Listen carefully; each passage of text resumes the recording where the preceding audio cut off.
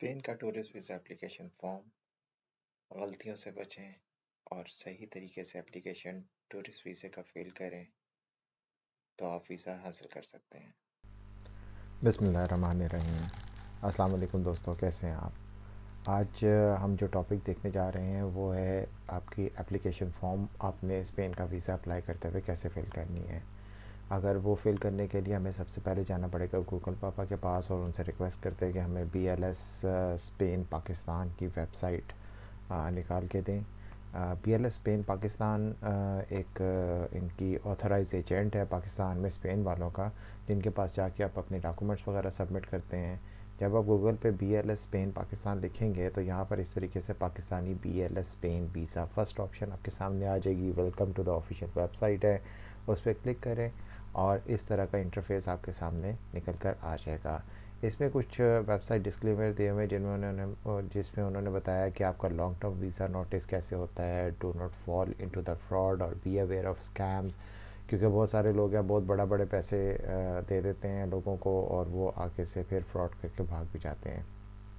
खैर एनीवे, ये आप डिस्क्लेमर ज़रूर पढ़िएगा। हम डायरेक्ट चलते हैं अपनी टॉपिक की तरफ। आज का हमारा टॉपिक है टूरिज़्म वीज़ा से रिलेटेड। आप जिस वक्त यहाँ पर इस टैब पे आते हैं तो आपको सामने लिखा होम नज़र आएगा, उसके बाद बिल्कुल ही पास में लिखा आएगा वीज़ा टाइप। वीज़ा टाइप पे आएंगे, कर्सर आपने वीज़ा टाइप पे रखते हुए नीचे लेके आना और आपको short term visa maximum stay of 90 days के नीचे लिखा नज़र आएगा टूरिज़्म वीज़ा। टूरिज़्म वीज़ा पे जब आप क्लिक करेंगे तो इस तरीके से आपके सामने ये एक चेंजिंग होगी, लेकिन आपको थोड़ा सा स्क्रॉल डाउन करना पड़ेगा। ये इन्होंने नया इंटरफेस दिया है इसका, वेबसाइट का नई वेबसाइट लॉन्च की है तो इस वजह से डिफरेंट है थोड़ा सा। और यहाँ पर आपको वीज़ा से रिलेटेड लिखा नज़र आएगा overview, visa fees, document required और photo specification, processing time and download form. ये ऑथराइज्ड डाउनलोड फॉर्म जो है वो आपको यहाँ से मिलेगा और आप क्लिक करेंगे डाउनलोड फॉर्म के ऊपर। जब आप डाउनलोड फॉर्म पे क्लिक करेंगे आपको अगेन नीचे थोड़ा सा नीचे करेंगे तो आपको अगेन दो ऑप्शंस देगा कि वीज़ा एप्लीकेशन फॉर्म आपको इंग्लिश में चाहिए कि स्पेनिश में चाहिए। तो इस वजह से आप क्लिक करेंगे इंग्लिश के ऊपर ताकि आपके लिए भी आसानी हो और आप उसको प्रॉपरली इजीली फिल कर सकें। इस तरीके से आपके सामने ये वीज़ा एप्लीकेशन फॉर्म ओपन हो जाएगा। ये आपको जो वीज़ा एप्लीकेशन फ़ॉर्म सामने नज़र आ रहा है यहाँ पे इसको फिल ना कीजिएगा, क्योंकि अगर आप ढूंढने लग जाएंगे कि इसको एडिट कैसे करना है तो इन्होंने यहाँ पर एक बड़ी ज़बरदस्त ऑप्शन दे दी है आपको डाउनलोड फॉर्म डाउनलोड करने के लिए। मैं इसको थोड़ा सा स्ट्रेच कर लेता हूँ, एक्सपैंड करता हूँ तो आपको क्लियर नज़र आ जाएगा। डाउनलोड दिस फाइल लिखा हुआ है, यहाँ पर एरो का निशान बना हुआ है। आप इसके ऊपर क्लिक करेंगे, यही वाला फॉर्म जो आप यहाँ पर देख रहे हैं इस टाइम पे, यही वाला फॉर्म जो है आपके पास डाउनलोड होके आप इसको अपने डेस्कटॉप पे, कंप्यूटर पे, लैपटॉप पे, जहाँ पर भी आप ये यूज़ कर रहे हैं एप्लीकेशन फॉर्म फिल कर रहे हैं वहाँ पर आप इसको सेव कर लेंगे। अब आप सेव कर लें और फिर उसके बाद मैंने ऑलरेडी डाउनलोड किया हुआ है, उसको सेव भी किया हुआ है, तो मैं डायरेक्टली आ जाता हूँ एप्लीकेशन फॉर्म के ऊपर। आपके सामने इस तरीके से एप्लीकेशन फॉर्म आ जाएगा। यहाँ पर आप इसको थोड़ा सा मज़ीद बड़ा कर लें ताकि आपको क्लियर नज़र आए कि आपने क्या चीज़ें कहाँ पर फिल करनी है। ठीक है जी। अब आपका जो नेक्स्ट स्टेप होगा उससे पहले मैं आपको सजेस्ट कर देता हूँ और बल्कि आपसे रिक्वेस्ट कर लेता हूँ कि काइंडली आप इस मेरे चैनल को सब्सक्राइब कर लें, लाइक कर लें, शेयर भी करें मेरी वीडियोस को, क्योंकि मैं सिर्फ वीडियोस ही आपको बना के देता हूँ जो रिलेटेड टू एप्लीकेशन फॉर्म्स हैं, आपके वीज़ा से रिलेटेड हैं, ताकि आप उन गलतियों से बच सकें जो शुरू में मेरे एक्सपीरियंस के मुताबिक मैंने की और मैं उनको अवॉइड करते हुए अब चलता हूँ आगे, वीज़ाज़ अप्लाई करता हूँ। जी, तो अब हम वापस आ जाते हैं एप्लीकेशन फ़ॉर्म के ऊपर। यहाँ पे आपके पास सरनेम लिखा होगा। अब सरनेम आपने लेना है, आपने अपने पासपोर्ट से लेना है, आपने किसी और जगह से सरनेम नहीं उठाना। जैसे कि ये मैं आपके सामने एक पासपोर्ट डमी पासपोर्ट है, ये मैं इसमें आपको मेंशन कर देता हूँ इसको कि किस तरीके से आपने कहाँ पर आपका सरनेम होता है। अगर आप ये जहाँ पे टाइप ऑफ पासपोर्ट लिखा हुआ है सरनेम, ये वाला सरनेम उठाना है। यहाँ पर जो आपके पासपोर्ट में मेंशन है इस जगह पे सिटीज़न की जगह पर आपने ये उठा लेना और आपने यहाँ पर आके अपना जो भी आपका सरनेम है वो यहाँ पर आके आपने फ़िल कर देना है। जैसे फ़र्ज़ कर लें कि आपका सरनेम मलिक है, चौधरी है, एवान है, और जो भी आपका सरनेम है, ख़ान है, जो भी आपका सरनेम है वो आपने यहाँ पर फ़िल करना है। फिर उसके बाद आपके पास सरनेम एट द बर्थ वो भी डेफिनेटली सेम ही होगा जो कि पासपोर्ट पे आपके मेंशन है, आपने वही मेंशन करना है। कोशिश करें कि यहाँ पर जब मैं फिर यहाँ पर एक चीज़ कर रहा हूँ, इसमें आपने सब कुछ कैप्स में कैप्स लॉक ऑन रखना है ताकि आपके सारे वर्ड्स क्लियर नज़र आएँ ऑफिसर को। जो वीज़ा ऑफिसर होता है उसके लिए आपके जो अल्फाज लिखे हुए हैं, जो वर्ड्स लिखे हुए हैं नाम के, वो क्लियर होने चाहिए। तो एक स्पेसिफिक फॉर्मेट रखें अपने फॉर्म का हमेशा, और उसके मुताबिक उसको आप लेके चलें। फिर उसके बाद आपका आ जाता है given name, first name, given name. किसी का एक फ़र्स्ट नेम होता है, किसी के दो फर्स्ट गिवन नेम्स होते हैं। तो यहाँ पर जैसे जॉन विलियम्स लिखा हुआ है यहाँ पर, तो जॉन विलियम्स के बजाय अगर आपका यहाँ पे कासिम ही नाम लिखा हुआ है, या अली लिखा हुआ है, या कासिम अली लिखा हुआ है, आपने वो दोनों नाम यहाँ पर मेंशन करने हैं। जैसे मैं अभी यहाँ पर दोनों नाम ही मेंशन कर देता हूँ। फिर उसके बाद आपका आ जाता है, सॉरी एकदम ही टैब बहुत तेज़ी से जंप कर गया मेरा। फिर आ जाता है आपका उसके बाद date of birth, day, month and year. आपने पासपोर्ट से ही देख के डेट, मंथ और ईयर मेंशन करना है। जहाँ पर आपकी नेशनलिटी लिखी हुई है पासपोर्ट में, जैसे पाकिस्तानी लिखा हुआ, उसके नीचे ही आपका डेट ऑफ बर्थ लिखा होता है। यहाँ पर आपकी डे और मंथ और ईयर मेंशन होता है। तो यहाँ पे चूँकि मैंने एक फॉर्मेट ऐसा ले लिया हुआ है, आप यहाँ पर अपने पासपोर्ट से देखिए जो भी आपकी डेट ऑफ बर्थ है वो आप यहाँ पर मेंशन करेंगे ईयर के साथ। अच्छा जी, फिर उसके बाद आपकी नेक्स्ट आ जाता है क्वेश्चन नंबर 5, जो है वो प्लेस ऑफ बर्थ है। बहुत फोकस करके इसको सबको आपने पढ़ना है ताकि आप कहीं पर भी फॉर्म में कोई गलती ना करें। आप इस वीडियो को बार बार देखें और अपना फॉर्म प्रॉपरली फिल करें। एक मरतबा ये फॉर्म प्रॉपरली फिल हो जाएगा तो आपके वीज़ा लगने में और आपके जो डॉक्यूमेंट सबमिट होंगे उसमें सबसे इम्पॉर्टेंट डॉक्यूमेंट आपका वीज़ा एप्लीकेशन फॉर्म ही होता है, जहाँ से वीज़ा एप्लीकेंट जो आपका ऑफिसर, वीज़ा ऑफिसर होता है, वो उसको देख के आपको आपके मार्किंग कर रहा होता है कि आपने कितनी चीज़ें क्लियरली इनको इन्फॉर्म की हैं। अच्छा जी, प्लेस ऑफ बर्थ पे आ जाते हैं। प्लेस ऑफ बर्थ आपकी देख लें यहाँ पर, जहाँ पे आपका जेंडर मेंशन किया गया है डेट ऑफ बर्थ के नीचे ही आपको आपकी प्लेस ऑफ बर्थ नज़र आ जाएगी कि आपकी प्लेस ऑफ बर्थ कहाँ की है। रावलपिंडी है तो रावलपिंडी, मुल्तान है तो मुल्तान, पेशावर है तो पेशावर, और इस तरीके से आप इसको मेंशन कर देंगे कि आपकी प्लेस ऑफ बर्थ क्या है। फिर उसके बाद आ जाता है question number 6, country of birth. Country of birth को आपने देखना है, डेफिनेटली आप पाकिस्तान में बैठे हुए हैं, पाकिस्तान से अप्लाई कर रहे हैं, तो इस वजह से यहाँ पे आप मेंशन भी पाकिस्तान ही पाकिस्तान करेंगे यहाँ पर मेंशन आप। और फिर उसके बाद करंट नेशनैलिटी आपकी क्या है, वो भी डेफिनेटली पाकिस्तानी पासपोर्ट है तो पाकिस्तानी लिखेंगे आप। और अगर उसके डिफरेंट है आपकी नेशनैलिटी ऑफ बर्थ, अगर डिफरेंट है या पाकिस्तानी नहीं है, या आपके अब्रॉड में कहीं पे आपका ये पैदाइश हुई है, तो तब भी आप यहाँ पर, अभी चूँकि पाकिस्तानी पासपोर्ट की बेस पे ही अप्लाई करें तो इस वजह से आप पाकिस्तानी पासपोर्ट ही की डिटेल डालेंगे सारी। तो इस वजह से नेशनैलिटी एट बर्थ में भी आप पाकिस्तानी ही लिखेंगे क्योंकि आपके पास पासपोर्ट ही पाकिस्तानी है।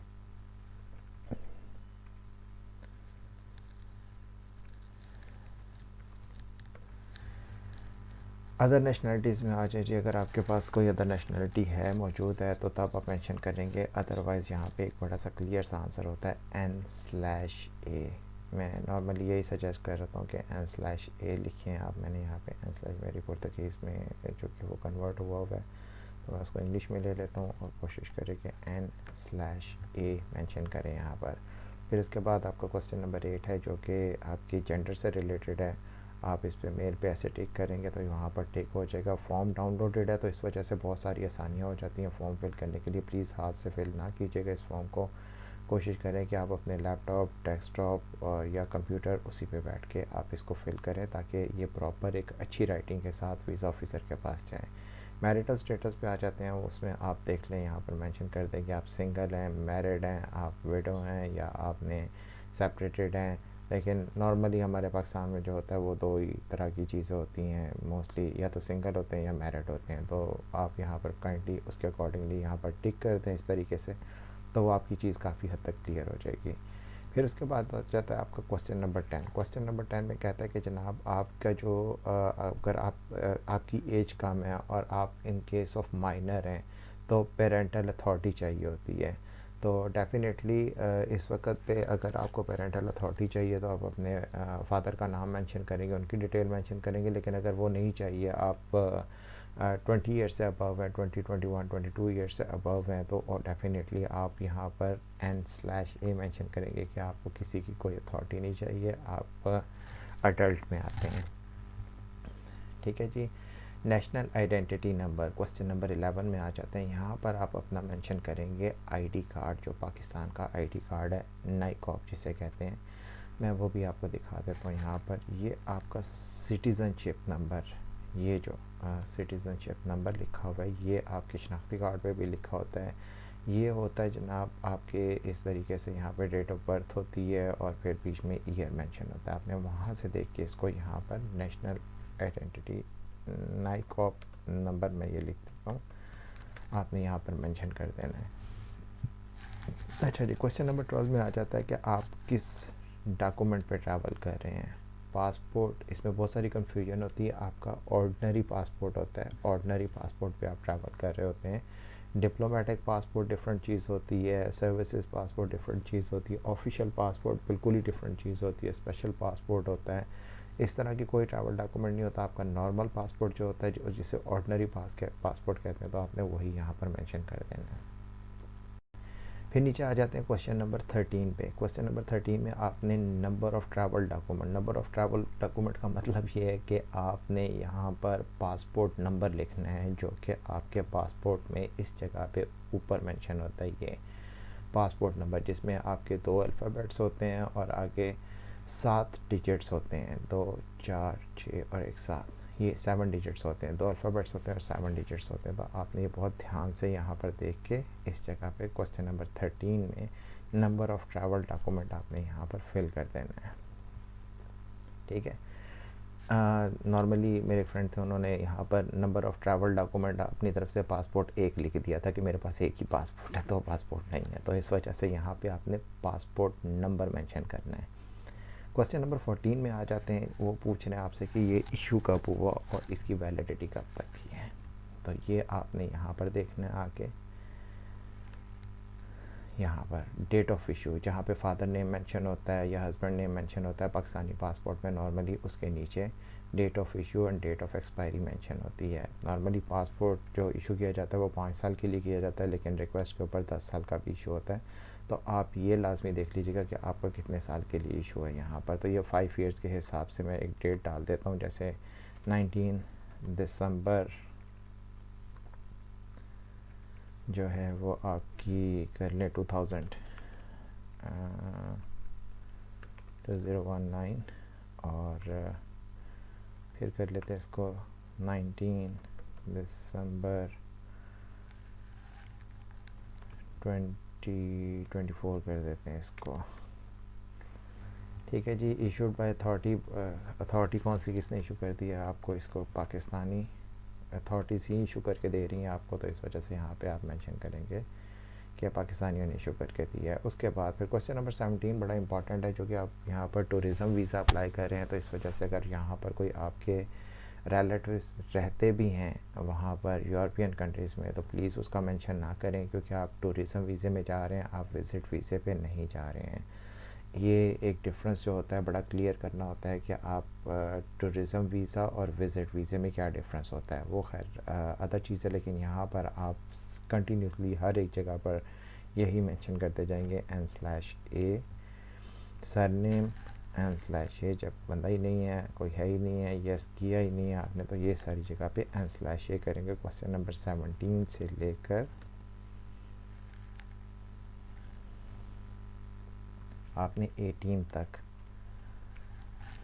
N/A नेशनलिटी N/A मैं ये सारा आपके साथ साथ फिल कर रहा हूँ ताकि आपके लिए आसानी रहे, आप इसको देखते रहें और साथ साथ फिल करते रहें, ताकि आप किसी जगह पर भी कोई कन्फ्यूजन ना हो आपको। अच्छा जी, फिर उसके बाद आ जाता है कि family relationship with the citizen United kingdom beneficiary of the withdrawal agreement if applicable. फिर सेम क्वेश्चन है वहाँ पर। क्वेश्चन नंबर 18 में भी आपकी कोई बच्चे वगैरह जो हैं वो यूरोपियन कंट्री में नहीं हैं, अदर पार्टनरशिप में या इस सिटीज़नशिप नहीं है उनके पास भी, तो इसमें भी आप सिंपल N/A ही करेंगे। अच्छा जी, उसके बाद फिर question number 19, applicant home address. Definitely वहाँ पर कोई बंदा है नहीं है, तो एप्लीकेंट होम एड्रेस में भी n/a कर देंगे आप। उनका कोई टेलीफोन नंबर भी नहीं है, n/a करेंगे। फिर उसके बाद हम क्वेश्चन नंबर आ जाते हैं 20 के ऊपर।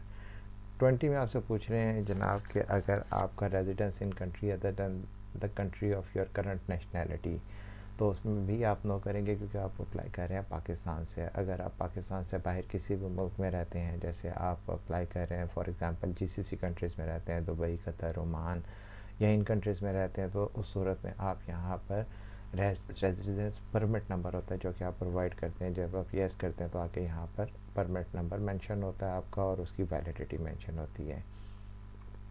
करंट ऑक्यूपेशन आपका क्या है, क्वेश्चन नंबर 21। अब ये आपसे पर्सनल रिलेटेड पे एक क्वेश्चन आ जाता है जिसमें आपसे पूछते हैं कि आपका करंट ऑक्यूपेशन क्या है। आप यहाँ पे जो भी अपना काम कर रहे हैं, जो आपको एनओसी मिलता है आपकी कंपनी की तरफ से, जो उस पर डेजिग्नेशन मेंशन होगा वो आपने यहाँ पर मेंशन करना है। तो फॉर एग्ज़ाम्पल आपका डेजिग्नेशन है सेल्स मैनेजर है, डॉक्टर हैं, आप शॉपकीपर हैं, फ्रंट डेस्क फोर्स हैं, इस तरीके से। ये जो भी आप ड्राइवर हैं, आप गाड़ी चला रहे हो, ऊबर चला रहे हैं, आपका कुछ भी डेजिग्नेशन वो आपने यहाँ पर मेंशन कर देना है। फिर उसके बाद आता है आपका नेक्स्ट क्वेश्चन नंबर 22। इसमें आपने देनी है डिटेल्स अपनी एम्प्लॉयर की।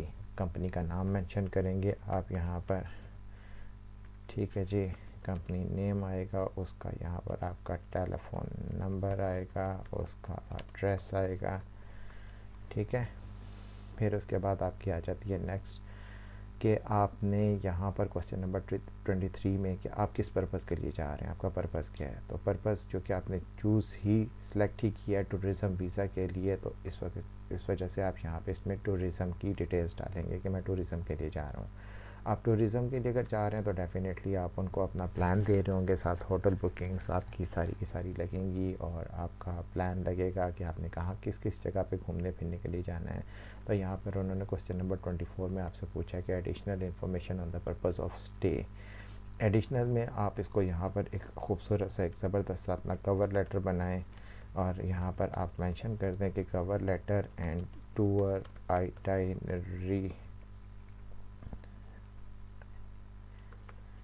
आइटनरी जो है वो आपकी अटैच्ड है। ठीक हो गया जी। उसके बाद आ जाता है आपका क्वेश्चन नंबर 25। क्वेश्चन नंबर 25 में वो आपसे पूछ रहे हैं कि आप कहाँ पर लैंड करेंगे, आपका मेंबर स्टेट ऑफ डेस्टिनेशन क्या है, इफ़ एप्लीकेबल मेन डेस्टिनेशन क्या है। तो मेन डेस्टिनेशन ऑब्वियसली अगर आप बार्सिलोना में स्पेन का फिल कर रहे हैं एप्लीकेशन फॉर्म, तो आप उसमें मेंशन करेंगे बार्सिलोना, मैड्रिड और एनीवेयर जहाँ पे आप टिकट सोच रहे हैं बुक करने का। तो यहाँ पर मैं फ़िलहाल मेंशन कर देता हूँ मैड्रिड। और फिर उसके बाद कह रहे जी member state of the first entry भी आपका जो है वो मैड्रिड ही होगा। इन छोटी छोटी चीज़ों का बहुत ज़्यादा ख्याल रखिएगा क्योंकि यही चीज़ें जो होती हैं वो अगर थोड़ा सा भी इसमें कन्फ्यूजन हो तो वीज़ा ऑफिसर आपका वीज़ा रिजेक्ट कर देता है। नंबर ऑफ़ एंट्रीज रिक्वेस्टेड, आप पहली मरतबा अप्लाई कर रहे हैं तो सिंगल एंट्री पे ही अप्लाई करें। अगर ये वीज़ा ऑफिसर पे डिपेंड करता है, आप कभी कभी मल्टी एंट्री पे भी अप्लाई रिक्वेस्ट करते हैं तो वो आपको देते सिंगल एंट्री हैं। तो खैर एनीवे अगर कभी कभार वो सिंगल एंट्री रिक्वेस्ट करते हैं तो आपको मल्टी एंट्री भी दे देते हैं, depending on the totally depending on the visa officer. कोई आपको गारंटी दे जी कि मैं आपको मल्टी एंट्री लगवा के देता हूँ, तो that's not a possible at all.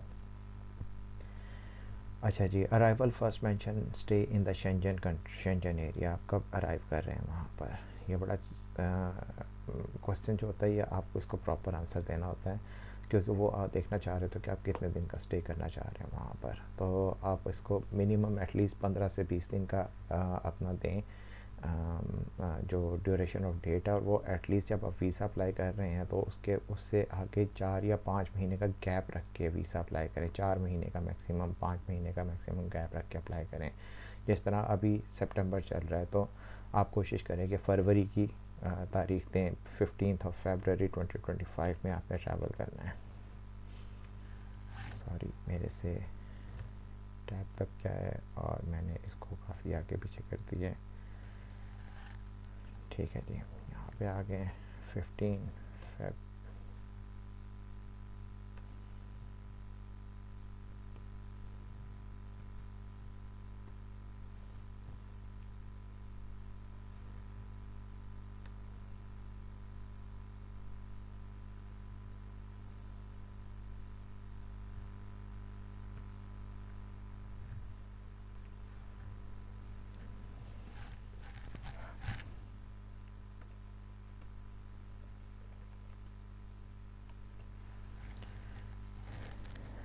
अच्छा जी, पर्पज़ ऑफ अप्लाइंग फिंगरप्रिंट्स अगर कभी हुए भी हैं तो तब भी आप इसको नो ही कीजिएगा, क्योंकि नॉर्मली डेट्स जो होती हैं वो आगे पीछे हो जाती होती हैं और बंदे को याद नहीं होता कि कब हुआ था हमारा इसका आपके फिंगरप्रिंट्स कब हुए हैं, बायोमेट्रिक्स कब हुए थे।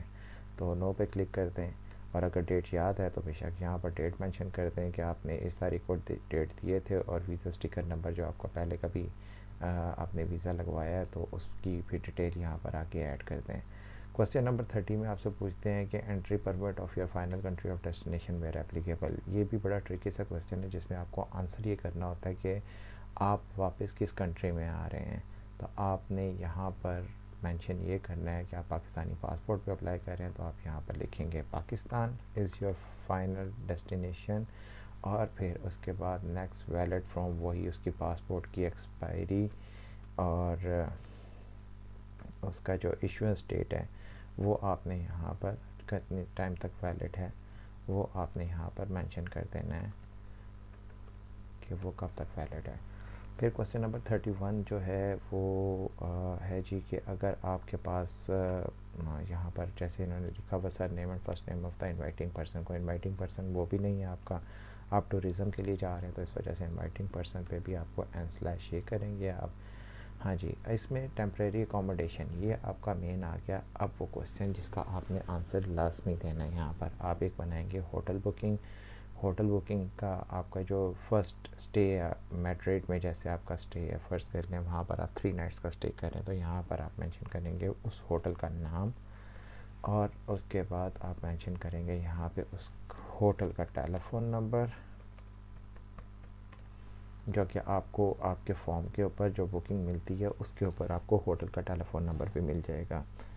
फिर उसके बाद आपको कहते हैं कि जनाब अगर आपके कोई इनविटेशन है, name and address of inviting company, तो वो भी आपको इनवाइट कोई नहीं कर रहा कंपनी, तो इस वजह से यहाँ पर भी आप n/a मेंशन करेंगे। फिर वो आपसे पूछेंगे कि जनाब contact person in the company और ऑर्गेनाइजेशन जो भी सर नेम है, तो वो भी n/a कर देंगे आप, इसमें भी n/a कर देंगे।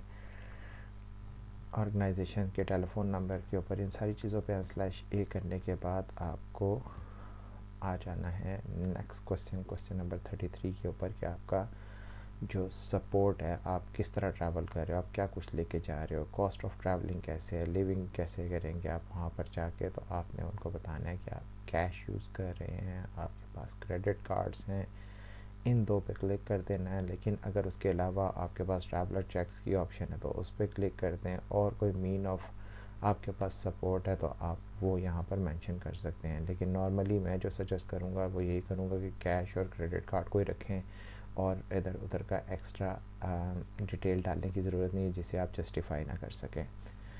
ठीक है जी। फिर उसके बाद आ जाता है कि surname and first name of the person filling in the application form if different from the applicant. इसमें आपने n/a कर देना है, क्योंकि आप ख़ुद फिल कर रहे हैं एप्लीकेशन फॉर्म, एजेंट नहीं फिल कर रहा। तो अगर एजेंट भी फिल कर रहा था तो वो यही लिखता है, क्योंकि वो नहीं चाह रहा था कि कल को किसी प्रॉब्लम में वो फंसे।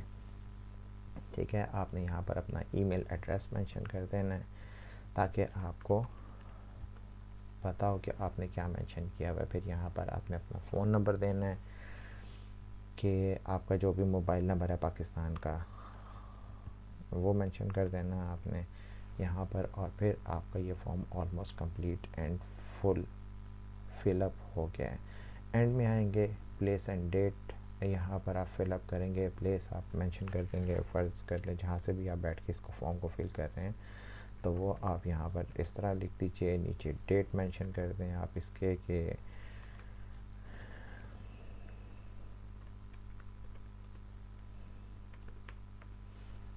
आपकी जो भी डेट ऑफ अपॉइंटमेंट है उसको यहाँ पर फिल कर दें, और यहाँ पर आप करेंगे signature in the next form में। इस जगह पर आप सिग्नेचर करेंगे अपने, और ये आपका एप्लीकेशन फॉर्म फुली कंप्लीट हो गया है। इसको आप फिल करने के बाद यहाँ पर आप सबसे टॉप पे आ जाएंगे। यहाँ पर आप अपनी फ़ोटोग्राफ लगाएंगे, जो कि नॉर्मली शेंजन वीज़ा के लिए होती है। आप फ़ोटोग्राफ़र के पास जाइएगा, वो आपको वैसी फ़ोटोग्राफ खींच के विद वाइट बैकग्राउंड की दे देंगे। यहाँ पर फिल करने के बाद आपकी ये एप्लीकेशन फॉर्म कंप्लीट है। इसके साथ अपनी बैंक स्टेटमेंट, अपने डॉक्यूमेंट्स अटैच करें, और ऑल द बेस्ट। बहुत अच्छी सी ड्रेसिंग करें, और ड्रेसिंग करके अच्छे तरीके से जाके इंटरव्यू दीजिए, ताकि हम पाकिस्तानी को वीज़ा मिलने में मुश्किल ना लगे। जितने अच्छे तरीके से अपने आप को प्रेजेंट करेंगे उतने ही आपके चांसेस ज़्यादा होंगे वीज़ा ऑब्टेन करने के। वीडियो को देखने का बहुत बहुत शुक्रिया। लाइक करें, सब्सक्राइब करें और काइंडली शेयर करें।